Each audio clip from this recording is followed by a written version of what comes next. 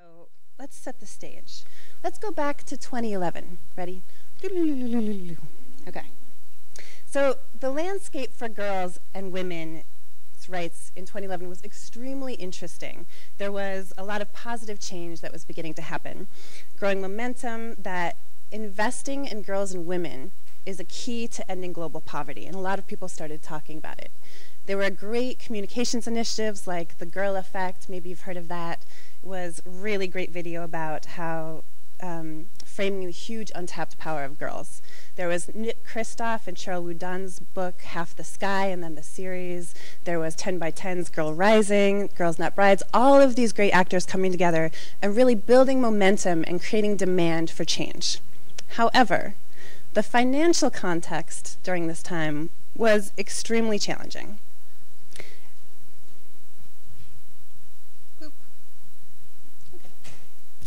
So, despite all the momentum, the funding didn't meet the commitment. So at that time, less than 7% of all U.S. foundation funding went to girls and women's issues. 2 cents of every development dollar went to adolescent girls. And at the time, 1 in 5 organizations that worked on these issues were in danger of closing. So let's put the size of the problem in perspective. So there's a great report from the Association of Women in International Development that showed that the combined income of 740 women's organizations that year was just $106 million. Now that's a fraction of many international NGOs' budgets. In comparison, and I'm not dissing Greenpeace here, but in comparison, their 2012 budget was more than $360 million. So one organization, Greenpeace, $360 million.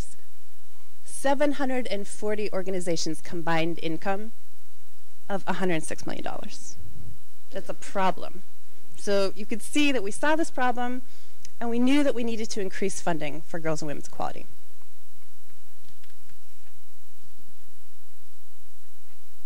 So we decided to create a crowdfunding platform.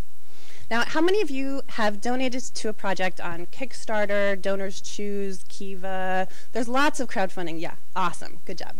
So there's lots of crowdfunding platforms out there that focus on education or microloans, artistic projects, but none of them focused on girls and women.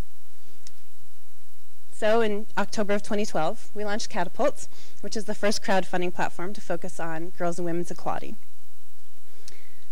And instead of explaining how it works, I'm going to show you a video.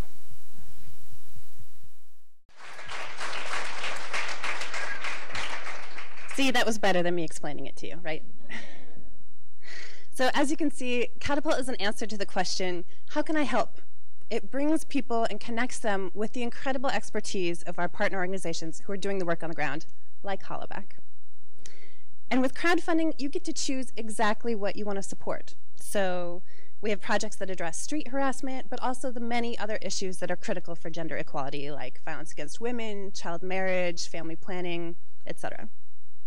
And crowdfunding lets people see exactly where their money goes and the impact that it has. So it allows Catapult to be transparent and accountable, which is important for us.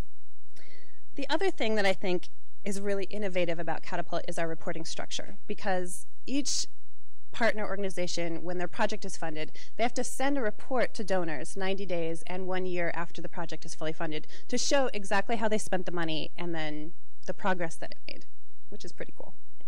So I'm going to show you an example of one of our early projects from Roots of Health, which is a small organization in the Philippines that a few years ago wouldn't have any way to contact donors in the US. But they put a couple of projects up on our site, pretty small. You can see this one's $1,800, and it's for family planning in their community in the Philippines. And it was our first funded project, so we're very proud of that. And the staff sent us this photo when it was actually fully funded, and I love it. So it's just an example of the reports that go to donors. And then zooming out, our impact so far is that we've crowdfunded more than $6 million, partnered with 138 organizations, and made more than 300 grants in 81 countries, which not bad for a year and a half, right? And so 81 countries includes the United States and the UK, and you can see just a little remote picture of that. And we have, as I said, many issues that we address on the site, but here are the top 10 issues with the most projects. Sorry, I had to throw that one in there because HOLLA's in it. So, as you can see, crowdfunding is a new approach to philanthropy, and it's complementary to traditional methods of funding. But we're reaching the next generation of donors for these issues. So everybody now, growing up with all of this technology all around us, you don't have to have a lot of money. It's the little money that can add up, and it really makes a difference. So. I'm so fired up to see you all here working to create change, and I know that together we can do this, so thank you.